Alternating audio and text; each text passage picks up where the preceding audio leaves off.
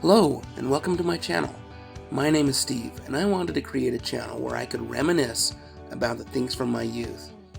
I grew up in the 70s and 80s, and there was a ton of cool things going on in those two decades. One of my favorite things to do back then was to read comic books. So I'm kicking off my channel there, and today's video will be discussing Justice League number 1. Now, a bit of a background here. My older brother had a decent-sized collection of comic books, and of course, if he thought they were cool, I thought they were cool too. He collected a lot of DC comics. I remember he had a lot of the world's finest comics, which featured both Batman and Superman, detective comics, as well as The Brave and the Bold. Now, I'm a bit younger than he is, and I can still remember to this day the two of us going to the local Rexall drugstore with some money from our allowances and going over to the comic book stand to buy some comic books. I don't know what he bought that day, but I do have a crystal clear memory of my purchase. It was an issue of the Super Friends, a title that had spun off from the popular ABC cartoon by Hanna-Barbera. The Super Friends had all of my favorite superheroes. They had Batman and Robin, Superman, Aquaman, and Wonder Woman, and they were accompanied by two teens named Wendy and Marvin and their talking dog, and later on there was the addition of Zan and Jaina, also known as the Wonder Twins. The Super Friends was the basic lineup of the Justice League, which leads me to the comic I wanted to talk about today. It's Justice League number 1 from May of 1987. I went down to my crawl space yesterday and I dug through my boxed up collection and found this issue.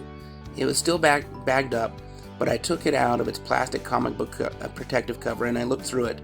The cover price for a comic back then was just 75 cents. Comics were printed on newsprint paper and were more affordable for a kid to purchase than they are today. Of course, that came with some trade-offs, such as the color not being as sharp, the paper wasn't on a white glossy paper, etc. Anyway, this lineup of the Justice League was Batman, Green Lantern, Mr. Miracle, Black Canary, Martian Manhunter, Captain Marvel, Dr. Fate, Blue Beetle, and Dr. Light. Apparently, most of the major superheroes from the DC universe at this time were unavailable for this run of the Justice League. This new lineup was a result of DC's Crisis on Infinite Earths, which had tried to reduce the number of Earths in different timelines, as well as the various versions of superheroes. Now, semi-related, the CW network just created a version of the Crisis on Infinite Earths storyline very recently, and it was just really cool to see so many DC heroes being pushed into the mainstream on TV. The story was written by Keith Giffen and J.M. DeMatteis, and the art was by the legendary Kevin Maguire. The basic storyline is the start and formation of this new Justice League. Guy Gardner of the Green Lantern Corps is the first to arrive, and he decides he'll be leading the new league. However, as the additional members show up one by one, he quickly ruffles some feathers with the various members. Now, Batman shows up and quickly takes charge. Not too long afterward, an emergency of the United Nations shows up when some terrorists hold everyone hostage and threaten to set off some explosives. Under Batman's leadership, all of the hostages are freed, and the main leader of the terrorist organization is left alone, threatening to detonate a bomb that's been implanted into his chest, which will explode if his heart stops beating. The leader then dies of a self-inflicted gunshot wound, which does not set off the bomb. The comic ends by showing somebody that holds the detonation key and who is apparently orchestrating the whole thing all alone.